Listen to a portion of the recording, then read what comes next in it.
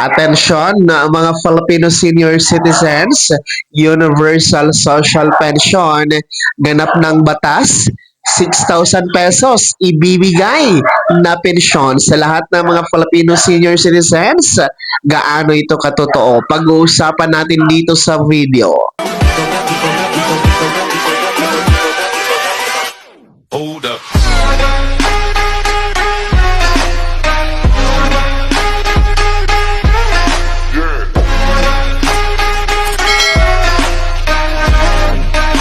Hello mga ka-vlogs! Welcome dito sa aking YouTube channel. Magandang araw po sa lahat ng mga manonood. Saan po kayong dako sa mundo? Kumusta mga ka-vlogs?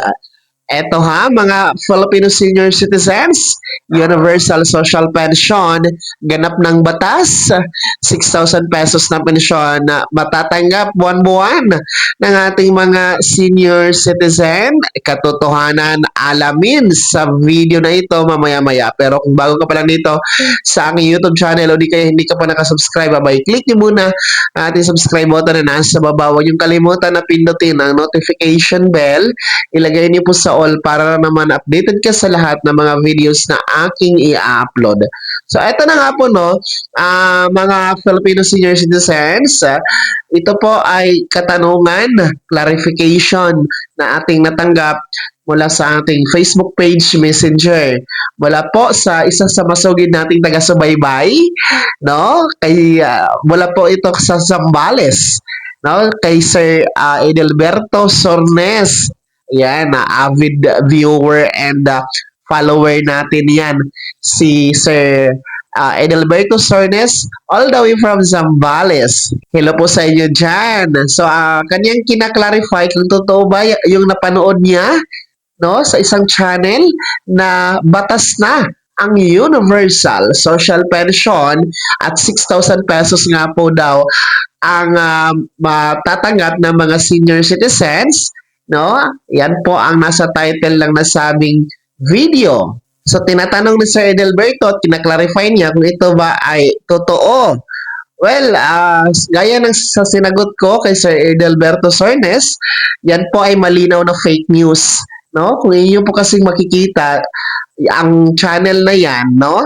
Kung inyo pong titingnan sa YouTube, no? Yan po ay naka-AI lahat ang mga videos. So, ibig sabihin, hindi po, AI generated po siya. So, hindi po taong totoo talaga yung nagsasalita. And usually, sa mga gumagamit ng AI, ay mga fake news at hindi po tama ang impormasyon. Hindi naman lahat, pero kadalasan talaga na mga nagbibigay ng balita na naka-AI ay hindi talaga yan totoo mga ka-vlogs. Uulitin ko, ang Universal Social Pension Bill hindi pa po siya batas.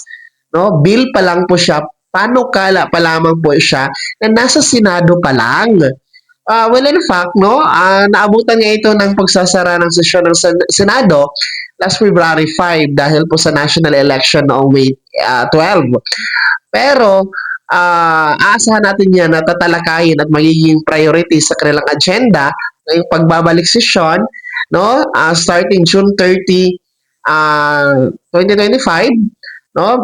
Uupo po ang bagong set ng Senado natin. So, aasahan natin na mapapasama yan sa kanilang agenda priority. Pero bill pa lang talaga yan siya. Hindi pa yan batas. Panukala pa lang, nasa Senado pa lang yan. Kaya huwag kayong maniwala dito sa napapanood ninyo, nakikita ninyo sa ibang channel, o di kaya sa iba pang social media platform na di umano batas na. Yan po ay fake news, hindi yan totoo. No? Panukala pa lamang po ang Universal Social Pension. And yung 6,000 pesos na yan, talagang fake news yan dahil ayon sa panukalang Universal Social Pension Bill mga ka-vlogs, no, kung magiging batas ito, first year ay 500 pesos pa lang ang ibibigay. Tapos the following year, dagdagan ng 100, maging 600. Hanggang pagsapit ng ikalimang taon ay makukumpleto yung 1,000 pesos per month na pensyon. So, malayo sa 6,000 na napapanood ninyo. No? Ang totoo talaga, 1,000 pesos monthly lang. So, maging maingat po tayo sa mga napapanood natin para hindi tayo maging biktima sa mga maling impormasyon. No? Basta naka-AI, huwag nyo nang panoorin yan. Dito naman sa aking YouTube channel ay makakaasa kayo na tamang impormasyon, legit information ang binibigay ko po sa inyo. No? Wala talaga tayong binabalita dito na hindi tama at hindi po para sa kapakanan ng ating mga nakakatanda, no? So, ayun po ang pinaka-latest update sa Universal Social Pension Bill. Hindi pa po siya batas. So, maraming salamat po sa clarification at pagtatanong. Sir Edelberto Sornes, shoutout po sa inyo dyan sa Zambales. Kaya naman mga Filipino senior citizens, ano po yung comment at attraction sa balitang ito? Kayo din po ba ay nakapanood ng mga maling balita na di umano batas na ang Universal Social Pension Bill? No? Ibahagi niyo po sa comment section na nasa baba. Pakilakip ng buong pangalan at kung taga saan kayo. Bago ko magtapos sa video na to, kung gusto niyo pong sumuporta sa aking YouTube channel, maaari niyo pong i-click ang ating super thanks button na nasa baba. Sa mga gusto maging miyembro, pwede po. I-click niyo po ating join button.